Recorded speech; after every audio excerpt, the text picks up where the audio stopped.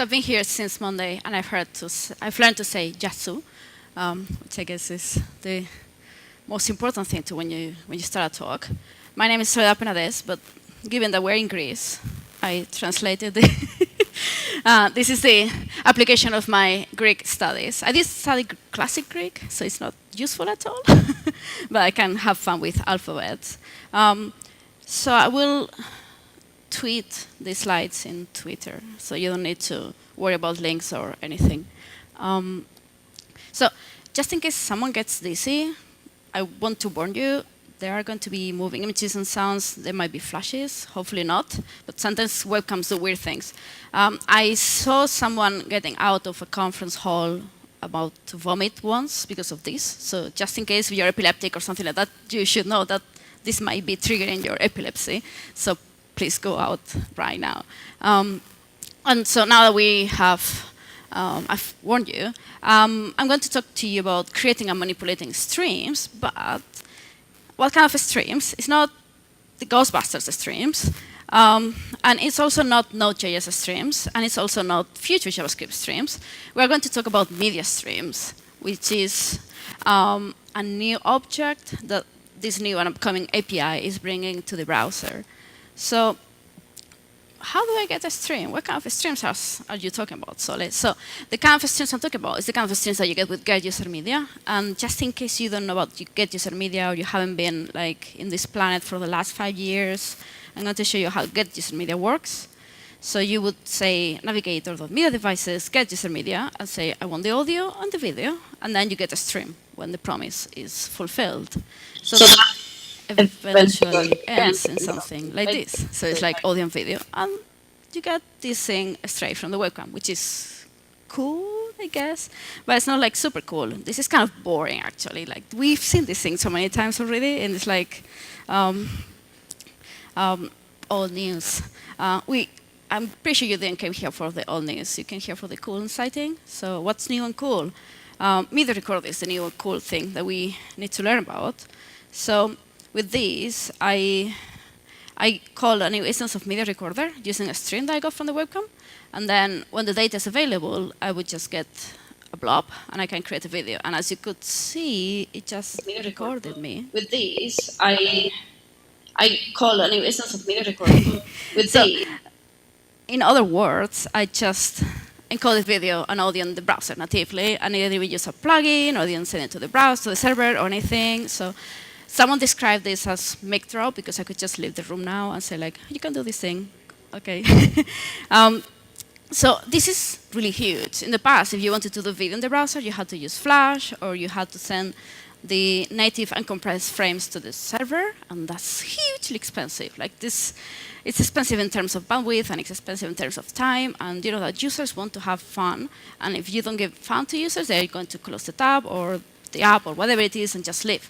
So being able to do this thing right now in the machine is super cool, and it's going to enable lots of cool stuff. So for example, you can do things like this, where you kind of like start making SOAR videos. Right now it's not very exciting. It gets more exciting when you enable the audio. So you can make you tap the microphone,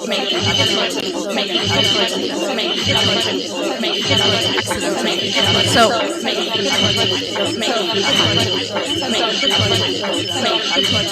yeah, this is kind of interesting.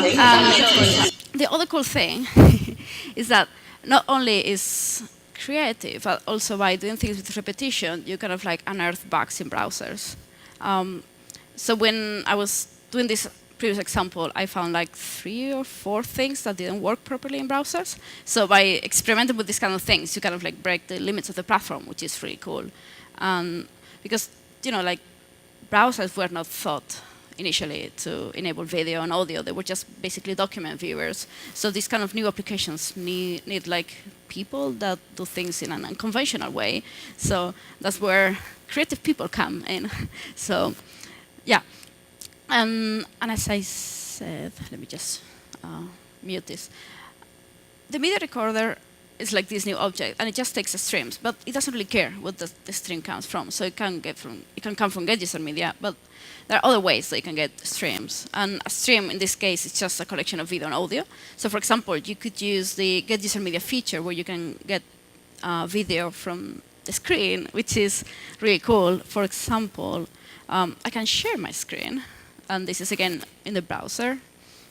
So I can just share my screen and record a video. So now I'm recording this video of this thing. This thing underneath is a video, and it's been recorded. And I can just share this with people. So you can tell people, go to this website and do things. And if you want to reproduce bugs, this is excellent, because you can just record the thing and then they just give you a video. So I could just make this in full screen to prove you that this is a video. And this is the video I just recorded. And it's just like happening in the browser instantly. So how do I get out of this? Exit full screen. But not this full screen, you know, browsers. OK, so we recorded video, sharing my screen. We can also get streams from Canvas. So any canvas, anything you can render in the browser, you can record the video as well. So for example, I am rendering gray noise here, and then I just made a video with that. And more or less, if you were in the talk from Michelle, you might have heard about this pixel manipulation thingy, where you get the image data and then you just change values in the array. So I'm doing the same thing here. This is really compressed. I generally would put everything in a single line, but so it would fit. I would just like put that this way. The cool thing is that if you're building a game and you don't want to transmit a video of like white noise, you could just generate this thing on the client, and then you just have this video, and it's like this kind of like procedurally generating content, which is really interesting because you, with like this few number of lines, you just generated a whole video, which is way bigger than that. No, I mean not the length of the lines. So that's another cool application, but that's kind of like just raw. Another thing that you might want to do is to change the webcam images with Canvas before you record that thing. So for example, here I'm using myself again, but I'm manipulating the chorus with this slider. I can change the amount of filtering that I'm using. So that's before recording. But then I can, let me go back if this thing doesn't want to. OK. So before, sorry, I just realized that I didn't tell you about the CaptureStream method, which is the most important thing. So this is a new method that is added in browsers that know about the Media Recorder API. So any canvas has this capture method, and 30 is the name of frames per second that you want to use. So that stream you can then send to a Media Recorder object, as we used before, and then whatever the canvas does, you record in the Media Recorder object, and then you get that blob. So if I take this thing which I'm manipulating, and then I use Media Recorder on that manipulated canvas, I can record things which are manipulated as well. So that's, as you can see, it's like shaking and looping. So it kind of like enables you to do things like photo booth, but right now in the browser without like having to download things. But let me warn you, please don't do this thing actually. Changing colors and pixels in Canvas is really slow if you want to do that full screen. So if you want to do full screen, either use workers or use WebGL or whatever. But the problem is that WebGL takes forever to initialize. It's like really long. It won't fit on the slides, and you will get bored. And I don't want you to get bored, so I just use Canvas. So this is demonstration purposes. So same way, we change graphics, but we might want to also change audio. And if you've seen any talks from me, you know that I like music and changing things in real time. So for this, we use web audio, which is kind of like the container of the AudioContext. And an AudioContext, and I don't want you to get scared, but it's this thing that contains other things. And it's like the door to the power of web audio. So really briefly, it lets you create an input and output nodes and connect them together to form an audio graph to route and manipulate sounds and variables. What it means is that we have different sources that make noises. Other boxes change the shape of each source, and then you can mix them together and alter them again, la la la la la, and more filter, more effects, and finally you end up sending everything to the destination, which is the speakers. So in the context of this whole manipulation and like modification of sounds before recording, we might want to take the input from the webcam and maybe change it before you hear it. So that's what we want to do, and that's why I'm simplifying web audio, because this is really complex. And if you want to learn about web audio, you can see my talks, or you can just see other people's talks. I'm not having the monopoly on web audio, but I've done a number of them, and people say that they understand, so maybe it's a good resource. So what we're going to do is we take the stream from the webcam, we send it to an audio context, and then we will somehow get another stream out of the audio context, so we can record, I think, with a MIDI recorder.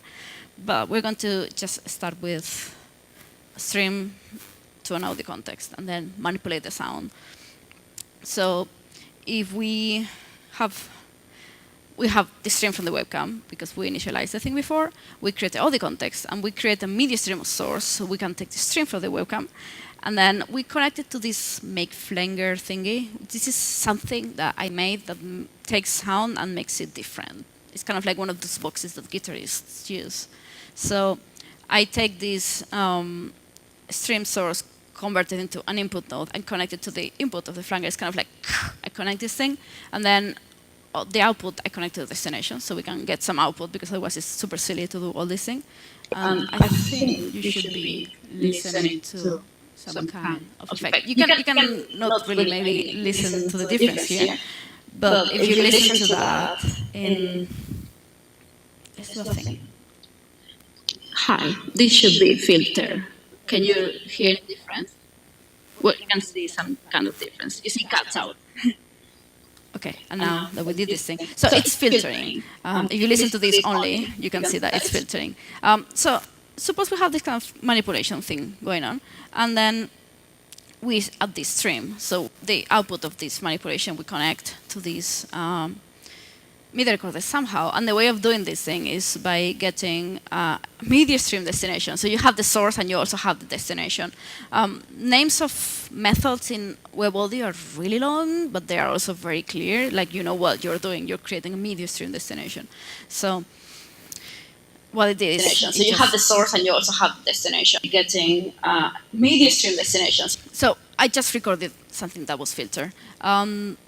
And again, I don't care, like media recorder doesn't care where does the stream come from. It just takes things and records that, which is really cool, because then you just don't care. You can just like record everything.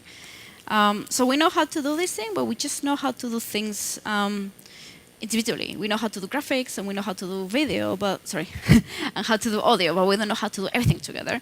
So how do we do this thing together? Because so far we create this thing in one side, and we do this whole thing on the other side. We get two streams, but we've seen that media recorder only takes one stream. So how do we make magic here? What's the secret? So the secret is this other object called media stream that I mentioned at the beginning. And you can create instances of them. And the funny thing is that they're free. At the beginning, I was scared of creating media instances, media stream instances, but they're free, and you can create as many as you want. So once you have an instance, you have cool methods like get audio tracks, get video tracks, add track, and all that kind of thing. So with that, you can just take all the streams you want, and you can take the tracks out from the stream and move them to other streams. As I said, the streams are actually a number of tracks with audio and video. It's kind of like a DVD where you can select the track of video and audio. A media recorder doesn't care. It just wants a stream. It's really accommodating. Media recorder is a very nice person, if he was a person. So supposing that we are doing the video thing on one side, we have a new video stream, and we find the tracks of the original stream that we got from the webcam, which is the input stream. And we will take all the streams and all the tracks and add them to the video stream. So we're done. We have this kind of like input video stream, which only has video tracks. And then we do things using the methods from before. And eventually, we end up having a video output stream using the captureStream method on the canvas. So this is problem solved. We have some video stream with things happening to it. And on the same way, we do the same thing with audio. We take the audio from the input stream and add it to an audio stream using this get audio tracks. We add the audio tracks with add track, la la la la. We filter the thing through an audio context, and we eventually end up with another stream. So we have 2 streams, and now we can do the same thing of like listing the tracks and adding them to a new stream, because as I said, creating streams is cheap. So we can just create another stream. So we create another stream, and then the more, like the same thing again for each track, la la la la la la la la, and then we just add the tracks to the output stream. So we have an output stream that has filter things in both ways. And finally, you just use media recorder on the final output stream, and again, it doesn't care. It just gets the streams and records the thing. So with that, you can just like build really cool things. As I said, you can just like do kind of like photo booths or video booths, or like kind of like the Cheese app on Ubuntu. And the best thing is that you don't need to install anything. You can just send it to your friends and just give them a URL, and it's pretty cool. And even cooler is that you're respecting like users' privacy. There are many kind of like video booth apps on the web, but I don't know if they are sending my data to people. And yeah, so it's not very. And often people are trying to send or to use this kind of apps without using HTTPS, so you don't know if people are like poking and seeing your uncompressed face over the networks, so maybe it's not a good idea. So media recorder, web audio, and WebGL is really a good combination if you want to do cool stuff, like interactive, creative stuff. So for example, we built this thing, my colleague Belen and me, we build this kind of like video booth demo thingy, because I was I was complaining to Etienne before that you should not say that developers don't write documentation. Developers should write documentation, and they should write examples. And this is the examples that we wrote because the developers hadn't write the documentation. So we had to figure out everything. And I hate developers that don't write documentation.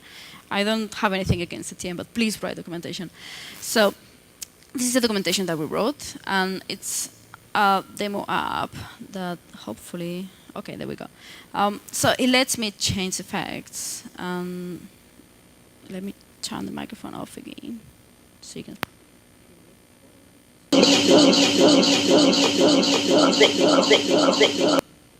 And it's another effect.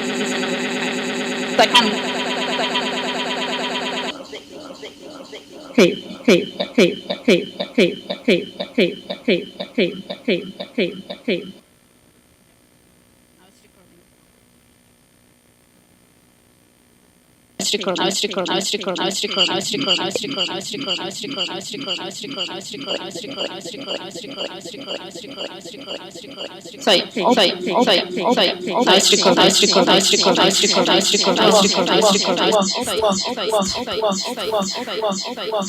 Well, I just did this whole thing in the browser, and I just unloaded that, and nothing went to the server because I could even have disabled the Wi-Fi, so you could see that, but everything's happening in the browser. And if you tried to do this thing some years ago, you will have want to like stop being programmer, changing careers or whatever, because it was so impossible or just like so expensive in terms of battery and like support. So you can do these kind of things in the browser, and it's really, really cool. So this is an example. It is pretty clear, it's written. There is also this example that it was really cool, but someone took it off, and the person that did this thing is in New Zealand, so I couldn't get in touch with him. But basically, he was taking the Cookie Monster video, and the cookies, and he would just overlay. He would detect the green bits, and it would just like overlay the cookies on the background. So the Cookie Monster would be surrounded by cookies, which is amazing for the Cookie Monster, obviously. But sadly, it's not offline. Sorry, it's not online. So hopefully it will be. The cool thing is that he was not using WebGL, but he was using web workers. So he was doing all the canvas manipulation of screen using the new features in Firefox for doing canvas manipulation. So that's cool. In theory, kind of like the wrap-up is that the MediaCapture API is really cool. As you can see, I'm really excited about this thing. I'm so excited I can't even speak properly. Support is not that cool, sadly. You know how standards take time. But considering this was started 2 or 3 years ago, I think this is really good. So Firefox supports everything because obviously I use Firefox to show you these things, so obviously you saw that it worked. Chrome can record some bits. It can record audio and video just directly from the webcam, but it cannot get the media stream destination node from the web audio context, and it cannot capture stream. But they are going really quickly. Like I think it was in January, they couldn't record audio, but in the last release they can. So they are going really, really quickly on this. And this feature, like recording video, was like the top most star feature ever in Chrome. So they know that users want to do this kind of thing. Safari, whatever. Internet Explorer, I don't think they want to touch Internet Explorer internally. It might break, but Edge seems open to develop this thing, and one of the editors of part of this spec is also from Microsoft, so I guess they are interested in this. In Firefox and Chrome on Android, it's a bit, and the other issue is that it's not hardware accelerated yet, so it might be a bit slower. It doesn't use the, like the hardware chips for doing like the video encoding, but maybe in the future it will. I have no idea about Windows Phone or BlackBerry. I mean, I heard that the BlackBerry company had released an Android phone or something, which is very strange. I don't know. I don't think Opera Mini supports this, just in case. I mean, there is always people with very strange questions, so just in case I'm preparing for everything. And definitely not in Lynx. Don't even expect that. In case you don't know that, Lynx is a text mode browser, so don't expect webcam support and that kind of fancy multimedia thing, because I think it's not for people that like that kind of thing. So it's getting good very quickly, trust me. All the bugs I've found have been fixed really quickly. So my team, at least, is really good at this. And the Chrome team have like maybe 3 or 4 times the amount of people that we have, so it's getting really good. So everything that happens in Chrome is going to be kind of like extended to Opera. So support is going to be like really widespread if you don't count Safari as a platform that you need to care about, sadly. But you don't even have service workers in Safari, so yeah. So yeah, it's cool. There are more resources. If this was kind of like a bit mumbly or bumbly or whatever, I brought this article in Hacks. As I say, I would tweet this, so you don't need to worry about taking pictures or whatever. But if you Google for this title, you will find it. I've kind of like somehow manipulated Google SEO. So if you look for Soledad Penades video and recorder, I show up in the first position or something. I'm owning the resource. There is also this collection of examples that we brought because there was no documentation. So we had to figure out all the things. And it's kind of really cool. I'm kind of like not ashamed of saying that it's cool, because it's got like all the examples with the code, and they're really well commented. So every example shows a different thing, like just record audio, record from the canvas, record manipulating, record not manipulating. So it's interesting. Boo is the app I'll show you. The API documentation is getting better as well. This is also cool. There is a test page from the getUserMedia people, so you can see how to do things. Like this is kind of like the reference that they use for making sure that things work. Thanks, but I learned that you can also say Haristo.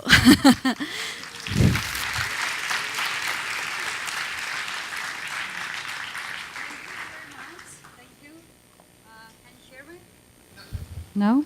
Okay, now it works. Ευχαριστώ. So first I have to ask you not to move for about a while. We are going to, the other room is going to join us. They are going to come here, so you have to stay in your, where you sit until we are ready with that, and after that. Anyway, you are now ready to have your questions, and I saw somebody there.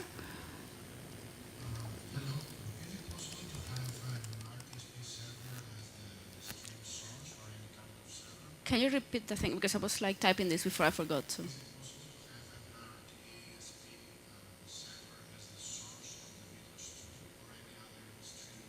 I think every stream should be the source. If it's not, it's a bug, and we should fix that. But like everything that you can get with getUserMedia should be sendable. Yeah, I don't know. I think so. We should be able to do that. If, yeah. Yes.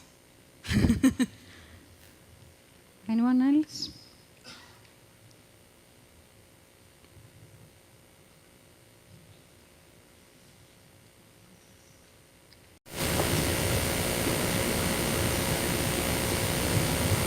I feel so blinded. Hi. Hi. Great talk, thanks.